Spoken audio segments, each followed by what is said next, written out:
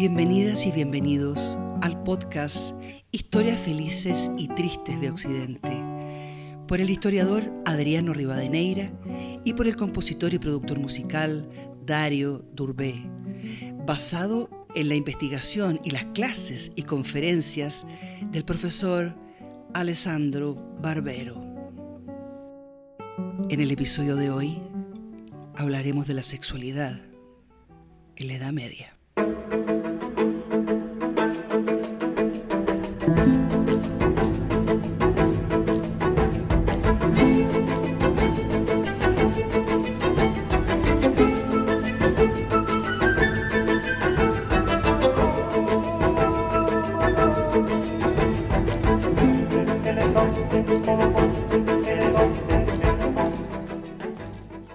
Cuando un historiador tiene una conversación, discusión, un debate con alguien sobre la Edad Media, debemos en primer lugar enfatizar el hecho que pasaremos ese rato intentando poner el foco en el hecho que en general hay muchísima inexactitud y prejuicios basados en información falsa que circulan a lo largo de nuestras vidas cuando pensamos en la Edad Media.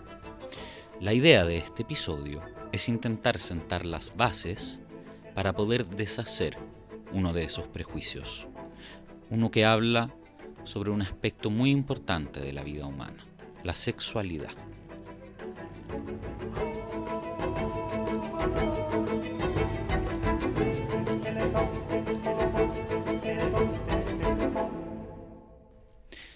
Es una idea difusa que la Edad Media sea una época oscura, represiva de la sexualidad.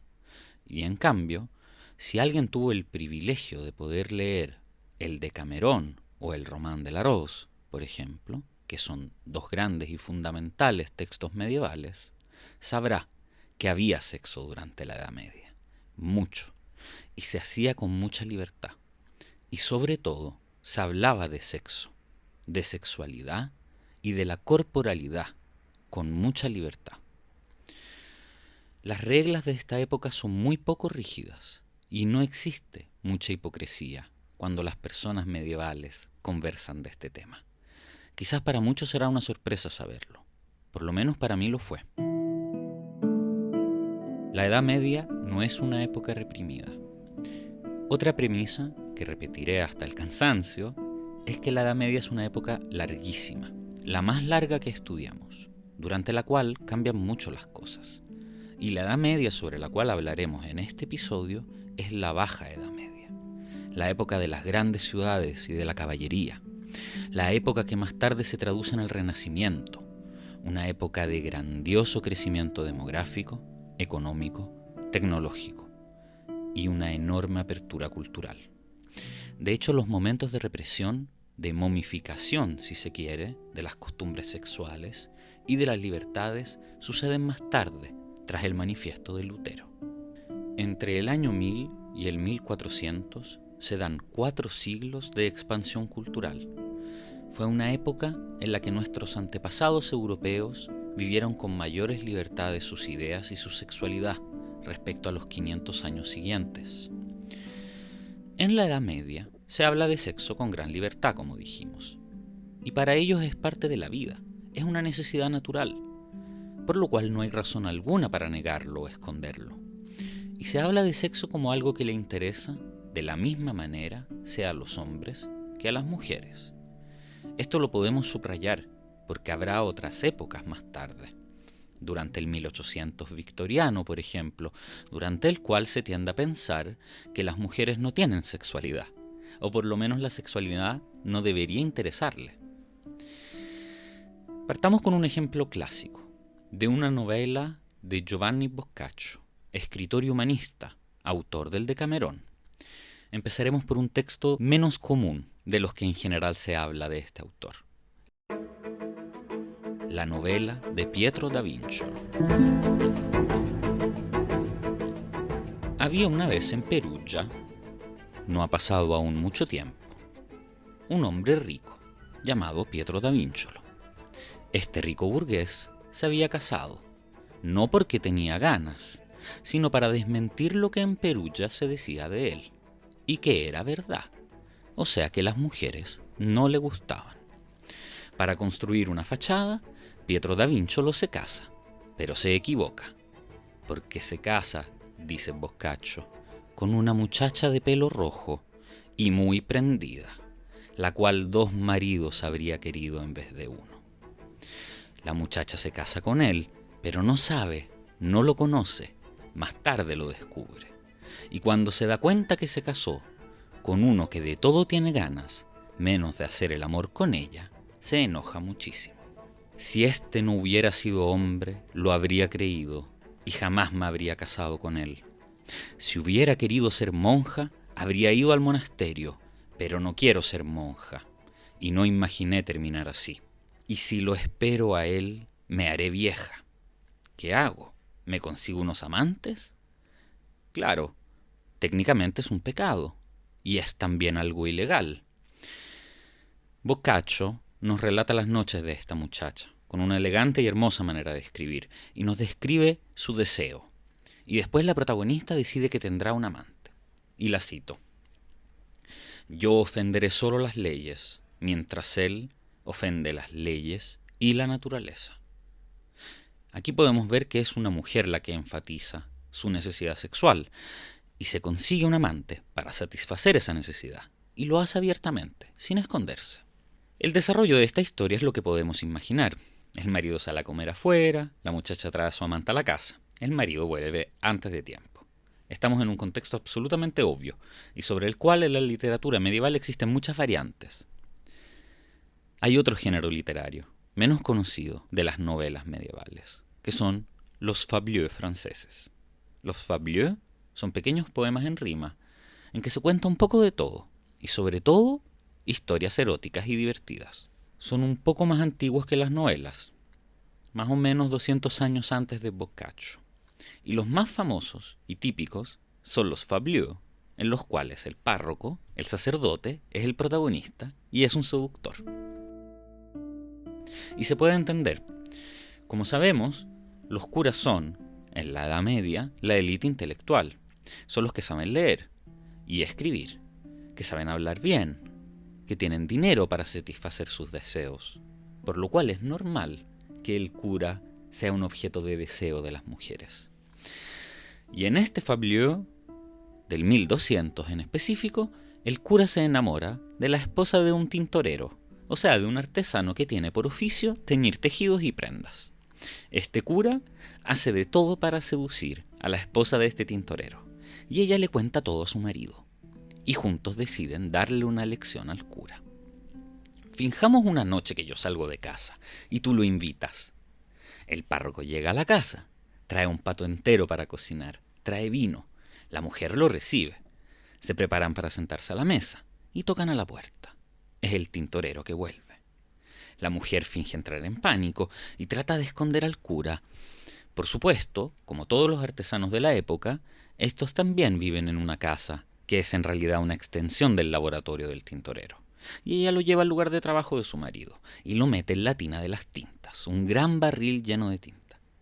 El cura está en la tinta, el marido entra y ella lo acoge. «¿Volviste antes de tiempo?» «Sí, por suerte», dice él. Y ella: «Sentémonos a comer». Comen, se toman todo lo que trajo el cura, mientras este último sigue en la tina. Por supuesto que la tina está llena de tinta roja. La pareja termina de comer y el marido dice: «Bueno, ahora satisfecho, me iré a mi taller a terminar un trabajo.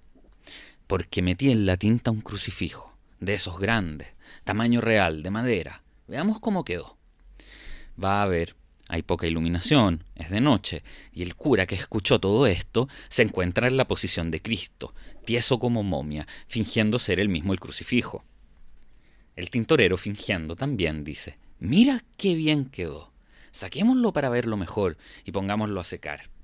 Y llama a sus empleados para que le echen una mano. Lo sacan y lo apoyan a una pared a secar. El cura está ahí inmóvil. Vuelven a terminar lo que queda del vino del cura. Hace calor, el fuego está prendido, la pareja empieza a hacer el amor, el cura sigue ahí crucificado y pintado, y le sucede ese fenómeno físico típico de los hombres que escuchan sexo.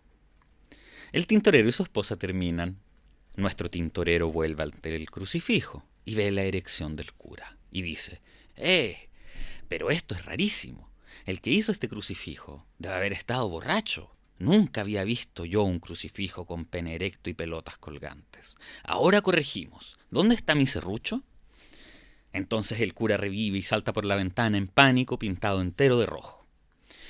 Esto para contar que en el imaginario colectivo, lo que ocurre cuando un amante es sorprendido por un marido que vuelve antes de tiempo ofrece infinitos recursos y variantes para poetas y escritores.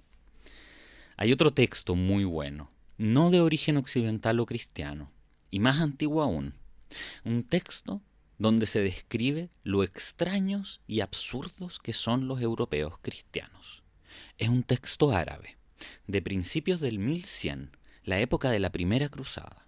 El autor es Usama ibn Munkid, el emir de Shaizar, en Palestina, un príncipe árabe que toda su vida peleó con los cristianos, en tiempos de guerra, por supuesto, y en tiempos de paz convivió con los cristianos, comerció con ellos, los conoció en el fondo, personas y costumbres.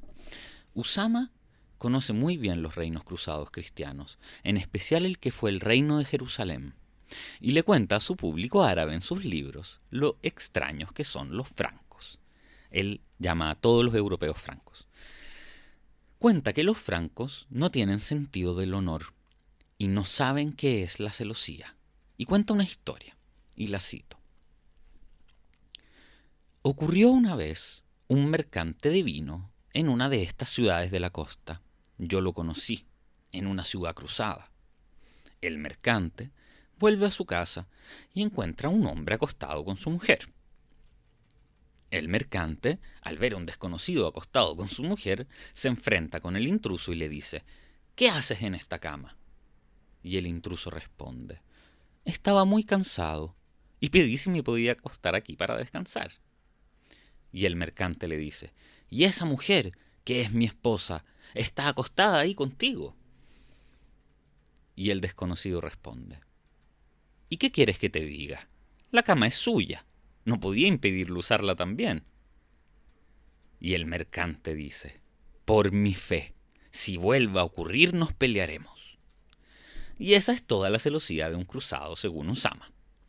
Estos francos son tan valientes en la guerra, y el coraje en batalla depende del honor de un hombre, pero cuando se trata de sus mujeres no saben lo que es el honor. Probablemente esta anécdota sea exagerada, porque en la Edad Media existe el delito de honor, y los maridos, y las esposas también, extraían sus armas en casos como estos. Pero es muy curioso que un musulmán, un príncipe además, haya sabido esta anécdota y la haya escrito como algo emblemático de su encuentro con los occidentales. Volvamos al Boccaccio y a la historia de Pietro da Vincolo, porque sucede algo interesante ahí. Una variante de esta historia del marido que vuelve a la casa, muy interesante, porque a Pietro da Vincolo no le gustan las mujeres.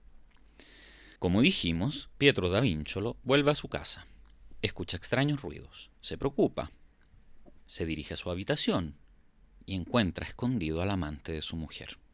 Entonces Pietro da Vincolo ve que el amante es un muchacho tras el cual él mismo andaba corriendo, un joven guapo que le gusta hace tiempo y con el cual nunca había logrado concluir nada. Y entonces le dice: tranquilo, no te haré daño. Lo agarra de la mano y lo lleva ante su esposa. Ella le dice que tiene poco que protestar, porque visto que él, su marido, no se ocupa de ella, ella misma tiene derecho a resolver el tema por su cuenta.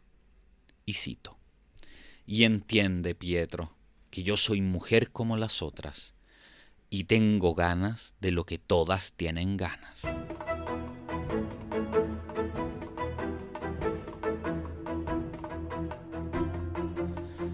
Esta es una novela muy especial porque sus protagonistas son muy especiales. Pietro le responde: no te preocupes, no nos quedemos así discutiendo. ¿Ya comieron? Y como no habían comido, se sientan los tres a cenar. Y el autor cuenta, y cito: Pietro debe haber encontrado una solución que dejara a los tres satisfechos. Lo que haya estratégicamente hecho Pietro da Vinciolo no lo recuerdo, pero lo que sé es que a la mañana siguiente el joven amante fue acompañado a la plaza de la ciudad, y este último no sabría decir si esa noche fue esposa o marido. Es una novela corta, claro, pero de ella podemos concluir muchas cosas. Lo que queda claro, como mínimo, es que se habla de sexo y sexualidad, con mucha libertad. El sexo no es algo diabólico o un pecado, es un algo natural que todos necesitan, mujeres y hombres, y es un derecho también, para todos. Hay textos misóginos en la Edad Media, pero en el conjunto, por lo que concierne la literatura medieval que habla del sexo, lo hace obviando que es una necesidad de hombres y de mujeres por igual. El hecho que las mujeres tengan derecho al sexo, algo que podemos subrayar, porque otro lugar común sobre la Edad Media es que es una época misógina, es una época patriarcal y machista sin duda, exactamente como la nuestra de hoy en día. El deber matrimonial es una obligación legal en esta sociedad, para la mujer y para el hombre, y el no satisfacer la pareja puede ser perseguido legalmente y ser motivo de separación en la Edad Media. Entonces entendamos que en esta sociedad, como en la nuestra, las normas, las leyes escritas y los comportamientos reales son dos cosas distintas. Pietro da Vinciolo es gay, todos lo saben, todos en Perugia saben. Y Giovanni Boccaccio, el autor del Decamerón, no tiene ningún interés en crear una escena que no tiene sentido en la realidad. El autor nos presenta un personaje, un hombre rico, respetado. Todos saben que es gay y no le pasa nada. Y es una enseñanza importante esta, porque como veremos, sí había leyes y preceptos que indicaban lo que debía ser el comportamiento y que en teoría reprimen la homosexualidad. Pero los que estudiamos la Edad Media tenemos la sensación neta que no se aplicaban sino en casos demasiado impactantes. Había que hacer las cosas muy mal para terminar en esa red represiva. Entonces, es simplemente estúpido pensar que porque algo estaba prohibido en la Edad Media, como hoy en día, no se hiciera ese algo. Sería como creer que la corrupción en la política no existe porque está prohibida por ley. Entonces, esta iglesia no quemaba en la hoguera, no reprimía a los homosexuales. Aquí hay que tener cuidado, porque podríamos caer en una trampa, una idea errónea y limitada de lo que era la iglesia y de qué era el clero. Hay un sector represivo y reprimido del clero, los monjes y las monjas de clausura, que existían. Otro lugar común muy típico es que el clero fuera sexofóbico y misógino. No es así. Para muchos de nosotros se hace difícil entender la diferencia entre lo que podría ser un fraile, un monje, un cura o un clérigo regularmente casado, pero son muy distintos. En el clero siempre ha habido monjes que se encerraban en sus monasterios y practicaban la castidad, y si tenían un sueño erótico era el diablo quien se lo mandaba. Muchos monjes escribieron obras en las cuales se estigmatizaba a la mujer como algo peligroso, para ellos. Pero son una absoluta minoría, y son a lo largo del tiempo cada vez menos importantes, y cada vez tienen menos poder político. El clero, hasta un cierto momento, podía casarse regularmente y tener hijos, y que consecuentemente no tenía ninguna razón para ser sexofóbico. Y cuando más tarde se le intenta imponer reglas a los curas y a los obispos, como el celibato, alrededor del año 1000, se descubre que en realidad esa sociedad rechaza la imposición y los comportamientos escapan para todas partes. La época de la que estamos hablando, el 1200, el 1300, el 1400, en esta etapa, los curas ya no pueden casarse. Y al mismo tiempo tenemos la impresión netísima que muchísimos de ellos viven en estado de concubinado regular. O sea, tenían pareja. La mayoría de las veces con la misma pareja para toda la vida. Y en algunos textos italianos de la época aparece la palabra pretesa, o sea, el femenino de cura. Y es evidente en su conjunto que la sociedad acepta esta norma legal. Y se acepta también que los curas y los obispos vivan con sus parejas no casadas. Nadie hace mucho al respecto. Los mismos obispos, que en teoría son aquellos que deberían vigilar que esto se cumpla, o sea, el celibato, y periódicamente intentan eliminar la práctica de la convivencia, de facto también viven con sus parejas. Y lo interesante es que la sociedad se ríe de esto. No es una comunidad que se ve aplastada por las obligaciones de la Iglesia, mientras la misma no respeta las normas. Eso provocaría rabia. En cambio se ríen de un clero que en teoría predicaba y más tarde su comportamiento no respetaba esas prédicas. Nadie lo hacía. Y eso tiene un efecto cómico. El punto, para que quede claro, es que el hecho de ser un eclesiástico no implicaba de ninguna manera un rechazo del sexo. De hecho, el autor de la novela que acabamos de contar, Boccaccio, era cura. Petrarca, otro autor del cual conocemos en todos los aspectos su amor por Laura, era clérigo. Entonces la gente se ríe y se considera normal que un cura y un obispo tengan pareja, tengan hijos y que sigan viviendo normalmente.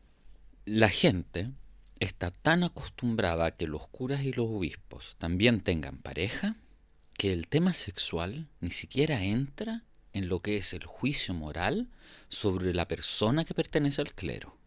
Un buen obispo se distingue por otras cosas, no por esa. Pienso, por ejemplo, en el gran cronista y fraile franciscano Salimbene de Parma, sobre el cual haremos un capítulo de este podcast. Del 1200, un formidable cronista, un poco ortodoxo, uno que pertenece a las élites de la sociedad, una persona muy culta, un escritor formidable, que conoció personalmente emperadores y papas, uno de la élite de su época. Salimbene de Parma cuenta en su crónica infinitos cagüines y traza retratos de los personajes que conoció. Muchos retratos de obispos, algunos que le gustaron y le cayeron bien, otros que no. Los que le gustaban son los señores educados, cultos, y no le importaba si alguno de estos participaba más en guerras que rezando o confesando. Pero hay casos límites también. Por ejemplo, le cayó mal un obispo de Parma, que a punto de morir rechazó los sacramentos porque era ateo. Pero un obispo que Salimbene está orgulloso de haber conocido fue Felipe de Pistoia, arzobispo de Ravenna, sobre el cual dice, y cito, «Era un gran señor. Cuando se iba a almorzar con él, se comía bien y le daba el vino bueno a todos, no como otros obispos, que se guardan el buen vino para ellos y a los demás les da vino de segunda categoría, como si todas las gargantas no tuvieran sed de la misma manera». Tenía algunos defectos también este Felipe de Pistoia, porque quería mucho a esos sobrinos suyos. Y si alguien quería algo de este arzobispo, un contrato, un trabajo público, era suficiente darle a uno de sus sobrinos un sobre con dinero y uno se aseguraba. Él quería mucho a sus sobrinos. Uno de ellos era hijo suyo. Y tenía una hija también el arzobispo, que era monja en Ravenna. Y yo la conocí y fui su confesor. Ella no sabía quién era su padre, pero yo sí. Entonces, por supuesto, esta es una sociedad donde reírse de los obispos y los curas, seductores y mujeriegos, es normal. Sobre todo porque estos mismos obispos y curas, cuando intentan imponer cierto estándar de rigor comportamental, no empujan tanto, no pretenden demasiado. Querría resumir otro de estos fabliaux franceses. Título un poco difícil, en francés antiguo, de l'évêque que bénit le con, o sea, sobre el obispo que bendijo el coño, o sea, que bendijo la vulva. Hice una traducción en prosa, libre, pero fiel al contenido de algunos de estos poemas. La historia es esta. Este obispo amaba la compañía de las mujeres, muchas de estas muy bonitas y bien pagadas, entonces ellas siempre listas para satisfacer sus necesidades, porque dicho entre paréntesis, esas piensan solo en el dinero. Y si uno no puede pagar, y mucho, puede olvidar tener éxito con estas mujeres. Bajo el gobierno de este obispo hay un cura que convive con su pareja, para nada escondidos, de hecho se muestran continuamente y muy abiertamente. Entonces, el obispo, en función de su rol oficial, intenta que su cura renuncie a su pareja y le dice: «Debes renunciar a tu mujer porque eres cura». Y el cura responde: «No, monseñor, no puedo, absolutamente. Entonces te prohibiré beber vino por toda tu vida». El cura vuelve a su casa, le cuenta a su pareja, desesperado: «Me prohibió beber vino». Y ella le dice: «Te prohibió beber vino, pero no te prohibió chuparlo». Y se sigue con este tipo de historias, humorísticas, por supuesto, por un rato. Siempre se presenta un problema y ellos siempre logran encontrar una solución. Pero el obispo sigue persiguiéndolo. Entonces este cura decide actuar. Conoce hace tiempo a una mujer noble, la única mujer noble del lugar, y son muy amigos. Se sabe que ella es una amante del obispo. Entonces nuestro cura llega ante esta señora, le cuenta que el obispo lo persigue, que le quiere prohibir estar con su amada, y esta noble, divertida, decide ayudar. Y le dice: «La próxima vez que me encuentre con él, te escondo en la habitación, detrás de las cortinas de la cama». El día indicado llega el obispo. Toman vino, comen pastelitos, especias, y llega el momento de la cama. El obispo se quita la ropa, y la aristócrata le dice: «¿Qué apresurado está, monseñor? Si quiere gozar de mi coño, antes debe bendecirlo y hacerle el signo de la cruz. No está consagrada, y sin bendición no se toca.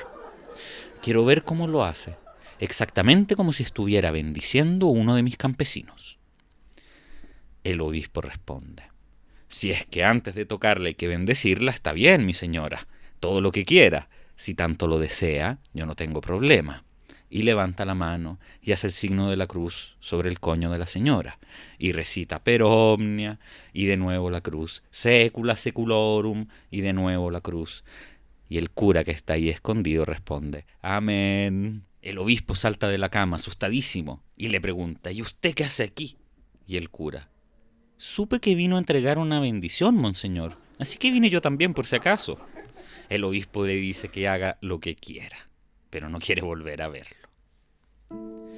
Como dijimos, los fablieux son muy vulgares y usan los garabatos, las palabrotas de manera substancial y muy libremente.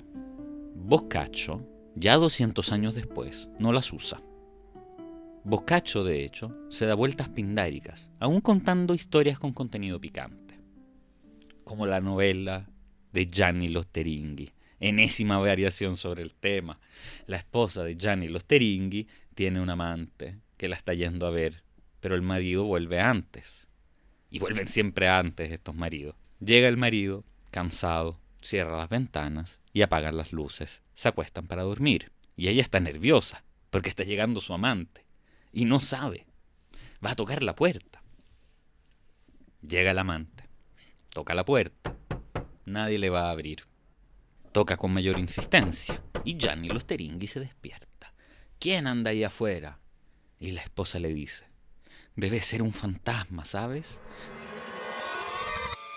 «Sí, debe serlo, pero yo conozco un encantamiento para alejar a los fantasmas.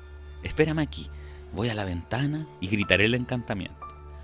Fantasma, fantasma, que de noche vas, con la cola dura viniste, con la cola dura te irás». Como vemos, Boccaccio logra no decir palabrotas ni garabatos explícitos y al mismo tiempo darnos el contenido. O la novela de Alatiel, donde hay una pequeña iglesia dedicada a un santo en Toscana, a la cual muchas mujeres dejan ofertas. Una iglesia muy querida por las mujeres de la zona. Se llama la iglesia de San Cresci in Valcava, que es intraducible, pero claramente referencia de un santo que crece en un valle cóncavo. Lo increíble es que este lugar existe realmente. Pero volvamos al tema del comportamiento de la iglesia y del clero. La costumbre de todos está ligada claramente a un doble estándar. Es evidente que hay una serie de reglas, pero de facto estas reglas no se respetan.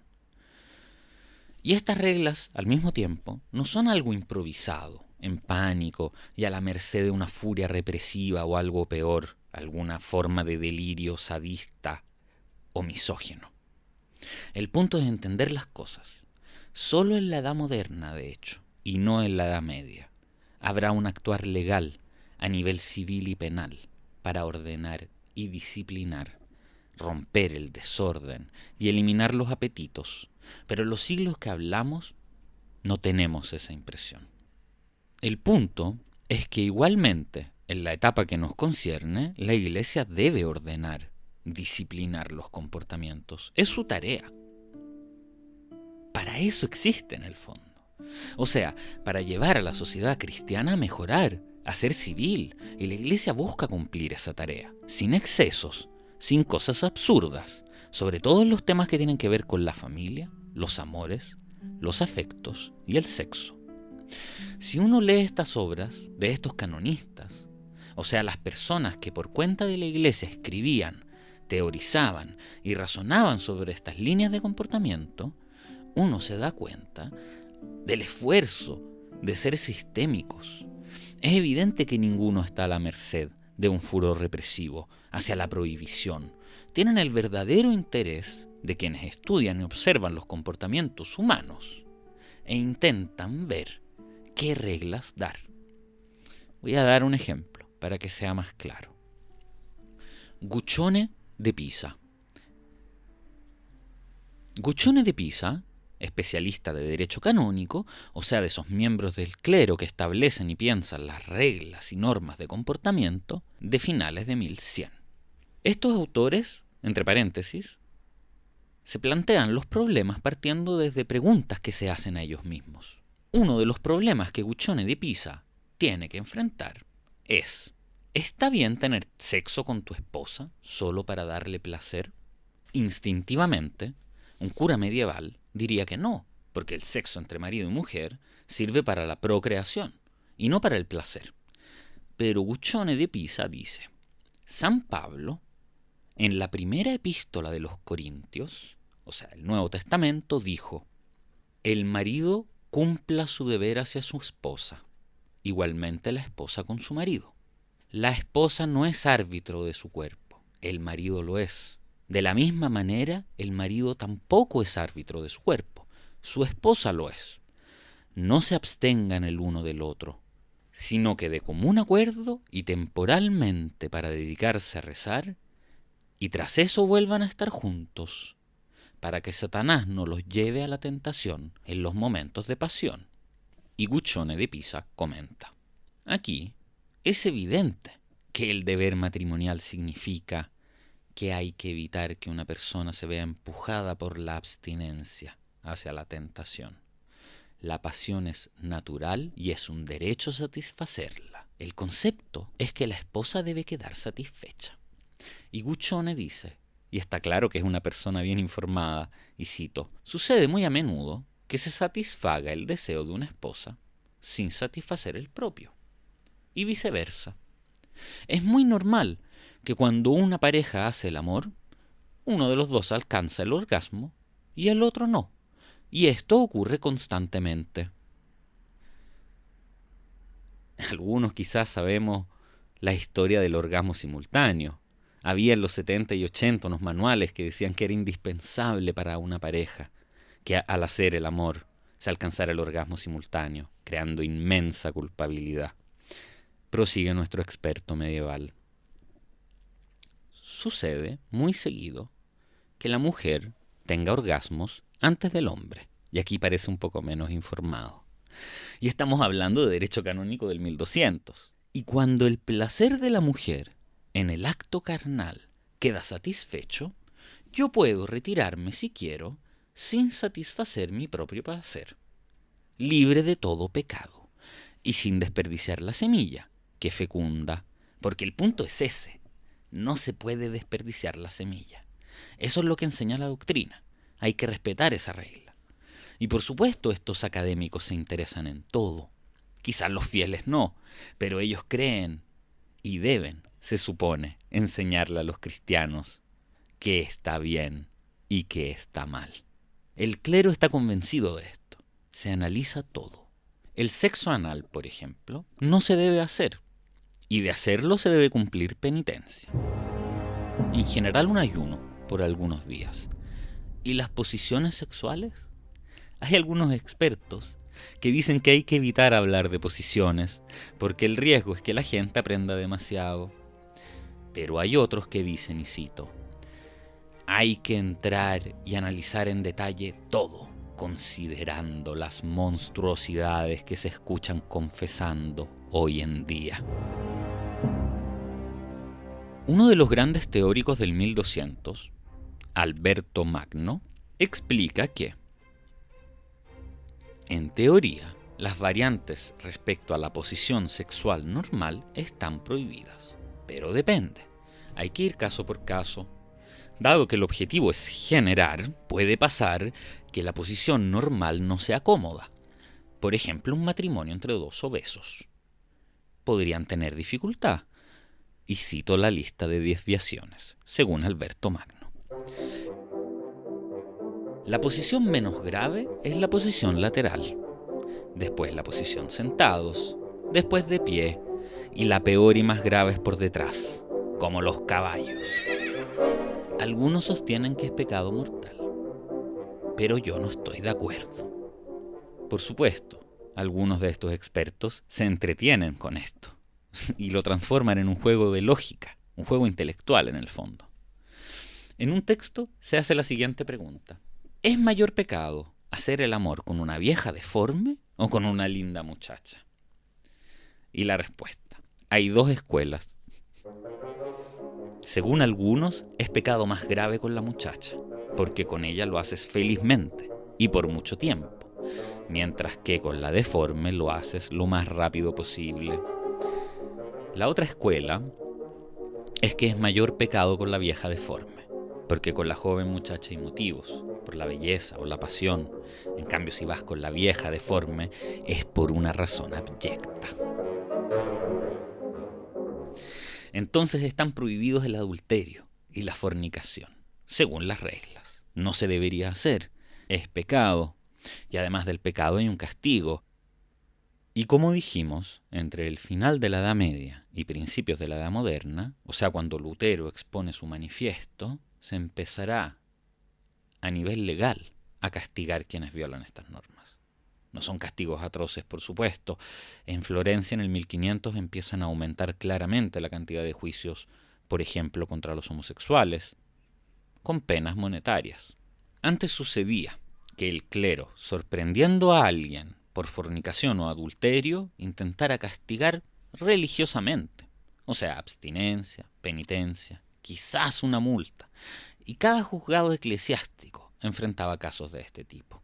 La impresión que tienen los canonistas es que se ven obligados constantemente a corregir comportamientos. Y siempre se están preguntando por qué no funcionan estas reglas que ellos elaboran. Y uno de ellos responde, y cito textualmente, porque la gente dice que hace lo que quiere.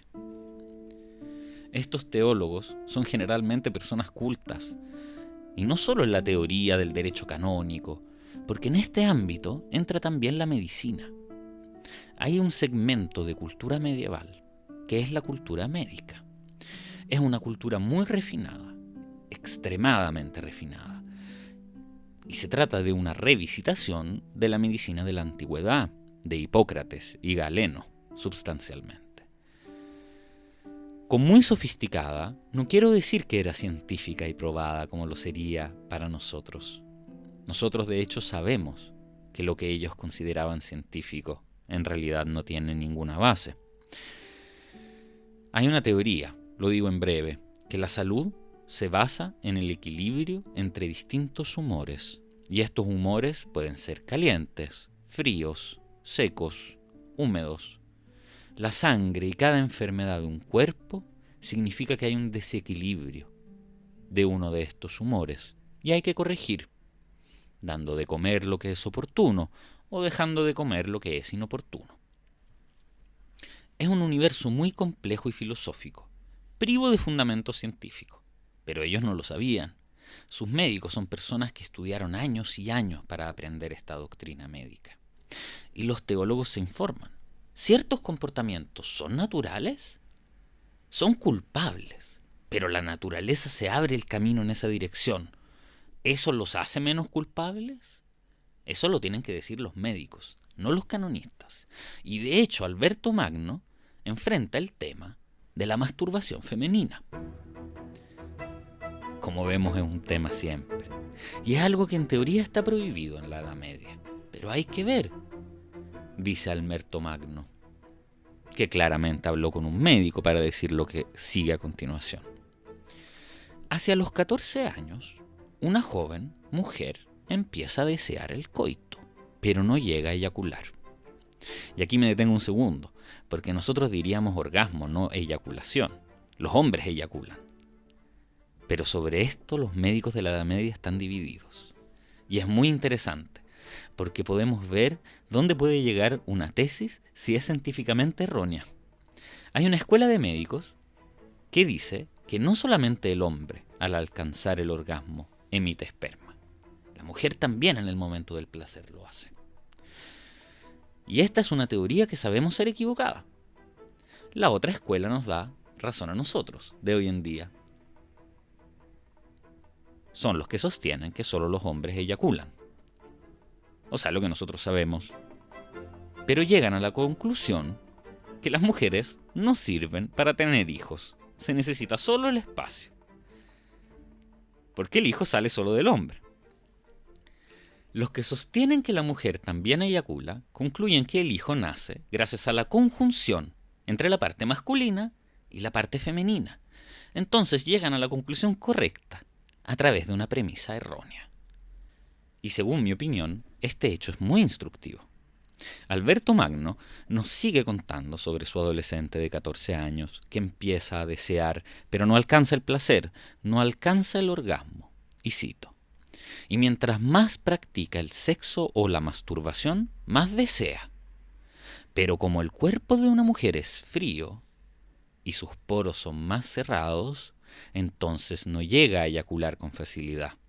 Es el motivo por el cual algunas muchachas al llegar a los 14 años no obtienen placer. Y si no tienen una pareja, imaginan el coito y se imaginan el miembro masculino y hacen cosas con los dedos u otros instrumentos hasta que los conductos se relajan y el humor espermático sale. Solo entonces sus humores mejoran y se hacen más castas. Ergo, los médicos nos garantizan que la masturbación femenina no es grave, porque es la naturaleza que lo pide y te lleva a hacerlo. Los médicos que razonan sobre estas cosas tienen una formación puramente teórica. En Bolonia, en Padova, en todas las grandes universidades medievales europeas se enseña medicina a través de la lectura de los textos. Pero a finales de 1200 se procede hacia una medicina experimental más práctica. Se empiezan a diseccionar los cadáveres. La Iglesia nunca había imaginado prohibir esta práctica, porque nadie se había planteado hacerlo. Pero a estas alturas es un mundo tan rico y sofisticado y complejo que hay médicos que querrían saber más y conocer el cuerpo humano anatomizándolo. La Iglesia reflexiona sobre este tema, porque hay un problema que se plantea: el respeto de los cuerpos de los cristianos, a los cuales los médicos querrían practicar estas acciones. La idea que haya que respetar los cuerpos prevalece en una primera instancia. Pero casi inmediatamente la Iglesia decide oficialmente que los médicos tienen todo el derecho de practicar la disección de los cadáveres para ver qué hay adentro. Y la mirada de estos primeros cirujanos del 1300 es sumamente científica y fría. Por ejemplo, Mondino de Liuzzi, uno de los grandes médicos del momento, nos dejó todos sus apuntes, sus cuadernos, con lo que encuentra al practicar la anatomía. Su tono es frío, hay que decirlo, lo que podría llevarnos a suponer que quienes se planteaban el problema que los cuerpos había que respetarlos quizás no estaban tan equivocados. Cito a Mondino de Liuzzi: la mujer que anatomicé el año pasado o sea, en 1314, en enero, tenía un útero del doble del tamaño respecto a la mujer que anatomicé el año pasado en marzo. Mientras que el útero de una cerda que anatomicé en 1316 era 100 veces más grande de cualquier útero haya visto de la hembra del humano. Son nuestros médicos de la civilización occidental, los que conocemos. La gente común de todo esto sabe muy poco. Tendencialmente creían en aspectos más mágicos cuando se trataba del cuerpo humano y del sexo. Hay un contexto de folclore enorme que nos podría hacer pensar que finalmente estamos en la Edad Media de la superstición y de las creencias ridículas, o sea, como lo imaginamos. Porque si leemos sobre estas creencias de la época, nos podríamos reír un rato. La sangre menstrual, por ejemplo, era considerada una sustancia peligrosísima. Y cito, le impide al grano de florecer, las moras se ponen ácidas. Cuando la sangre menstrual entra en contacto con el pasto se muere. Las plantas pierden sus frutos, el hierro se oxida. Los perros que lo comen se enferman de rabia. Por fin la Edad Media de la superstición. Desafortunadamente, todo esto se piensa, o sea, los doctos lo piensan, porque lo leyeron de Plinio el Joven, o sea, en un texto científico del mundo romano, de la antigüedad. Eran cosas que los romanos creían ciegamente y que en la Edad Media siguen valiendo. Hay todo tipo de estas cosas.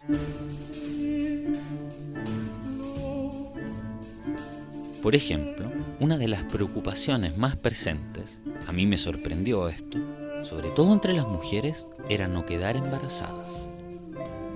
Entonces, en este caso, la sabiduría de las abuelas ayudaba mucho. Este saber heredado tan importante. Cuento un caso en específico. A principios del 300, hay un gran juicio de la Inquisición en los Pirineos, una región de montaña entre España y Francia. Este juicio nos dejó las transcripciones de los interrogatorios que se llevaron a cabo, que son maravillosos. El inquisidor logró interrogar a todos los que vivían en este valle de montaña, donde se había señalado muchos heréticos, y de estos registros podemos rescatar casi todos los aspectos de la vida cotidiana de esta comunidad. Un gran histórico, Emmanuel Leroy-Ladurie, escribió un libro importantísimo basado en estos textos. Se llama Montaillou, pueblo occitano. En este libro se lee, por ejemplo, que en este pueblo de Montaillou, el que se acostaba con más mujeres era el párroco. Es como un boss de este pueblo. Viene de la familia más rica. Su hermano es el alguacil y tiene poder ejecutivo, y además es el hombre más rico y culto y fascinante del pueblo. Y tras los interrogatorios nos resulta que se acostaba por lo menos con 12 de sus parroquianas. Entre ellas, la única noble del lugar, Beatriz de Planisol. Hay una sola familia noble en el lugar, porque en este pueblo hay un castillo, en el que se encuentra un militar al mando y su mujer se acuesta con el párroco.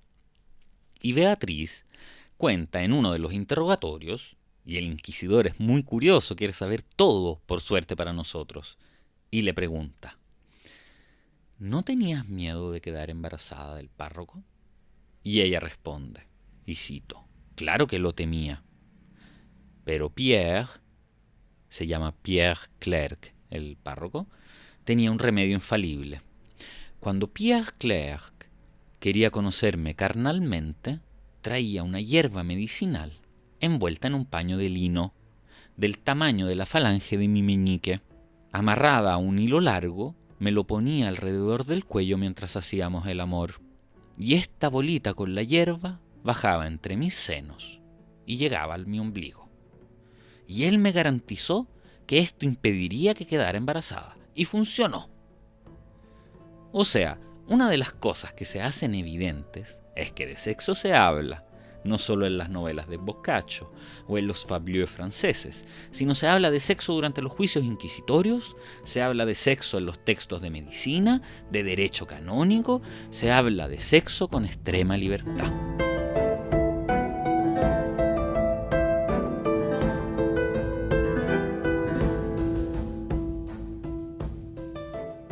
Pero dejamos suspendido el tema de las palabrotas, de los garabatos, tema sobre el cual sí había problemas, por lo menos en cuanto al uso. Notemos que sucede mucho más con las palabras que con las imágenes. En muchas iglesias, conventos y en muchos lugares de Europa está lleno de imágenes de sexo, de fertilidad, penes y vaginas dibujados en todos lados. Yo personalmente quedé muy impresionado por uno en particular. Estuve hace unos años en un pueblo italiano muy pequeño llamado Farnese, al norte de Roma, en la región de Lazio. Cerca de esta ciudad hay un lugar muy especial donde aún se reúnen mujeres para hacer reuniones de brujerías y otros ritos. En este lugar hay una pequeña cueva, que fue un templo etrusco de la antigüedad. Y este templo fue después ocupado y utilizado por la orden de los templarios, o sea, los curas guerreros, defensores del Santo Sepulcro, que en sus paredes dibujaron penes y vaginas. Está lleno de estas imágenes. Hay un afresco también, el famoso afresco de Massa Marittima. Lo encontraron hace algunas décadas. Lo habían dejado tapado durante siglos. Un afresco encargado por la municipalidad de este lugar hacia 1200, en la plaza principal de la ciudad, donde está la fuente más grande, que ya se encontraba ahí hace 800 años. Esta fuente, en público, tiene dibujado un enorme árbol, y a la sombra de este árbol vemos dibujadas algunas mujeres, que con unos palos intentan hacer que caigan los frutos del árbol. Y los frutos del árbol son penes gigantes. Y obviamente todos nos explican lo que es, o sea, la fertilidad, un símbolo de fertilidad con la fuente, y es todo cierto, pero siguen ahí dibujados, hace 1200 años. Durante la Edad Moderna, claramente más represiva, lo habían pintado de blanco, para que nadie lo viera. En una época en que la iglesia ya era otra cosa. En la Edad Media nadie se impresionaba de este tipo de cosas. Pero constatamos que las palabras sí son un problema, porque los garabatos, la literalidad de las malas palabras, entre comillas, sí eran un problema, porque estaban en boca del vulgo, de los vulgares, de las personas comunes. Es algo que vemos muy claramente. La gente tenía reservas mucho más sobre las palabras que sobre las imágenes, como dijimos. Se escribió, como cité al principio del episodio, una gran novela medieval, El Román de la Rose. Un verdadero best-seller de la época, del cual tenemos cientos de copias y que se tradujo en todos los idiomas en poquísimo tiempo. De hecho, en Italia había salido una traducción ya 10 años después de su primera publicación. El Román de la Rose es la gran novela francesa de la Edad Media, un poema larguísimo en el cual se discuten cientos de problemas que afligían a la sociedad de ese entonces.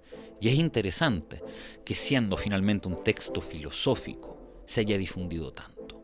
Enfrenta problemas de la naturaleza, la vida, el sexo, la razón, la ciencia, la moral. Pero todos estos temas se elaboran con al centro una trama bien definida. Hay un enamorado que desea recoger una rosa. Y desea recoger la rosa a toda costa. Y le pasan cientos de peripecias. La vergüenza, el miedo, la celosía, que son como monstruos que se ponen ante su camino, hasta que finalmente este amante logra recoger la rosa. Y esta novela se concluye con unos 2000 versos que describen muy satisfactoriamente las 2 columnas de mármol que rodean la rosa, que se abren, el bosque que flota encima. Sabemos de qué estamos hablando. A lo largo de este recorrido, que es una obra gigantesca, fluvial, el protagonista se encuentra con varios personajes. Entre estos está la razón, o sea, la personificación de la razón, que por supuesto es una mujer, así como la naturaleza es una mujer. Y nuestro protagonista le pregunta a la razón si este deseo inapagable que tiene es natural, si es justo, si está bien o si está mal. Y la razón le dice que por supuesto que está bien, que sigan su búsqueda, que todo lo que le gusta a la naturaleza le gusta también a la razón. Y mientras dice estas cosas, la razón se deja escapar algunas palabras: coño y pelotas.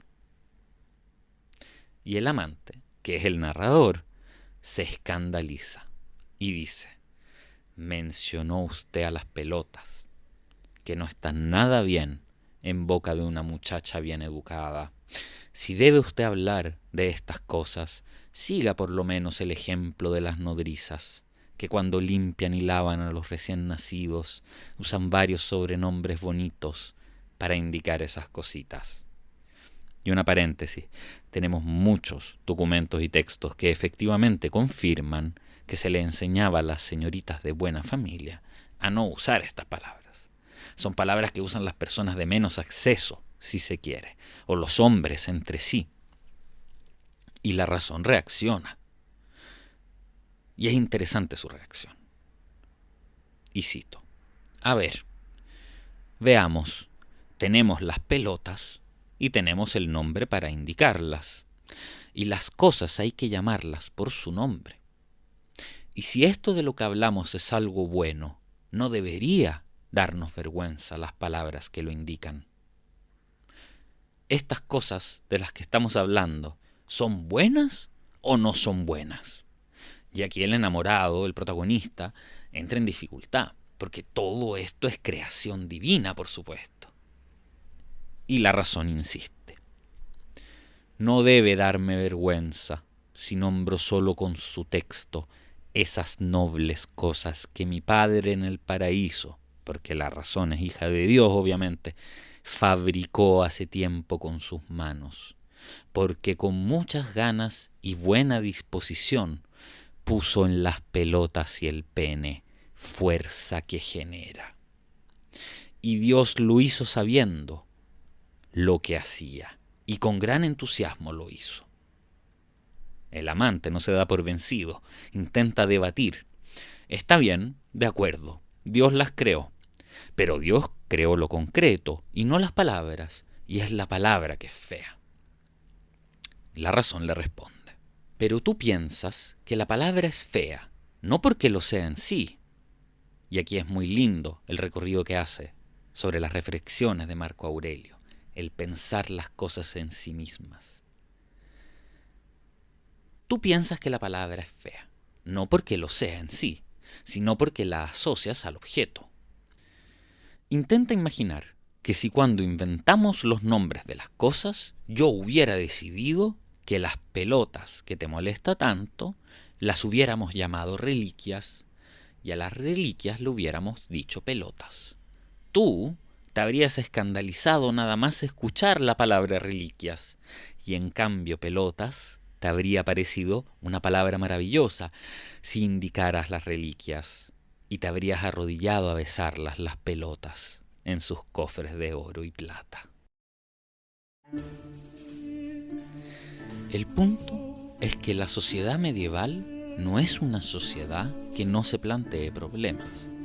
No es una sociedad cuyas élites no intenten poner reglas, ni tampoco es una sociedad sin tabú, aunque hay muchos menos que en otras épocas, incluida quizás la nuestra. Cada sociedad, cuando se enfrenta con la complejidad del sexo, tiene reacciones que en parte son intentos de circunscribir algunas cosas y hacer de esas cosas inofensivas. Y en la Edad Media sucede. Pero lo que no existe es esa caricatura grotesca de una época oscura o reprimida.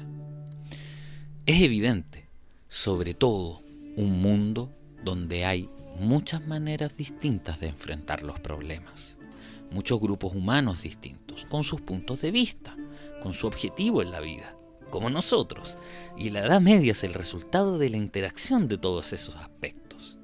Es una sociedad llena de gente que dice yo hago lo que quiero. Hay un clero que cree tener el deber de establecer obligaciones y comportamientos y se interroga sobre cuáles reglas son buenas y justas y cuáles no, para después ser incapaz de respetarlas. Hay médicos que dicen saber la verdad y que nos enseñarán ellos a través de la ciencia esta verdad. Hay municipalidades que dibujan penes gigantes en las fuentes y hay señoritas que se desmayan cuando escuchan la palabra pene. Y hay fablieux que cuentan todo esto. Entonces, ¿por qué nosotros consideramos esta época sexofóbica? Porque nosotros, a veces, tenemos un parámetro un poco ridículo, según el cual vemos monjes encerrados en clausuras y monjas encerradas en todas las películas que vemos, en los cuentos que nos cuentan, en las series de la televisión, donde aparecen monjes encapuchados por doquier, en lugares donde no tienen nada que ver. Tendemos a identificar la Edad Media con el único pequeñísimo grupo, ya no influyente en el 1200, ni mucho menos en el 1300. Los clérigos, los curas, los obispos y arzobispos, ni siquiera el Papa, tenían miedo alguno del sexo. De hecho, para muchos son exactamente los clérigos quienes más saben de sexo y quienes más lo practican. Me gustaría concluir con un chiste medieval. Este chiste se presenta como un fablieux, pero es tan cortito que cabe en lo que nosotros concebimos como chiste. Dos caballeros van cabalgando y encuentran un lugar un poco escondido, en medio de los árboles, sombrío, lleno de flores, pasto y mariposas bellas. Se detienen ahí un momento.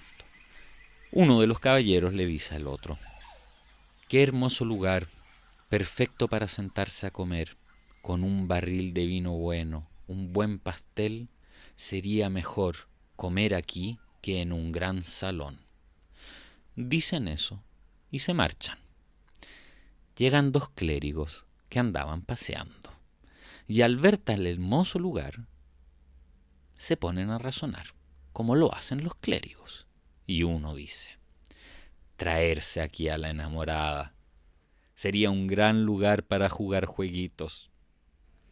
Y el otro responde: «En un lugar así habría que ser unos cobardes para no lograr hacer algo con ella».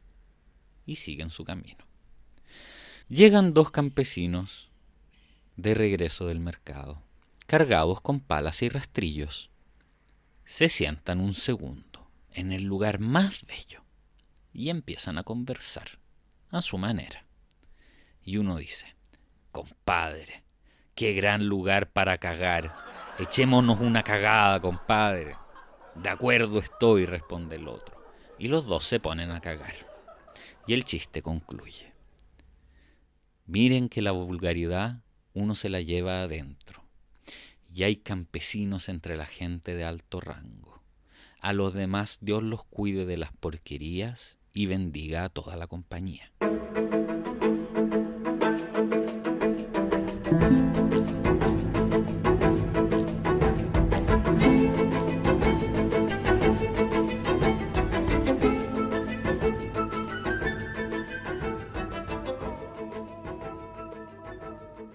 Muchas gracias por haber escuchado este capítulo del podcast Historias felices y tristes de Occidente. Hasta el próximo episodio.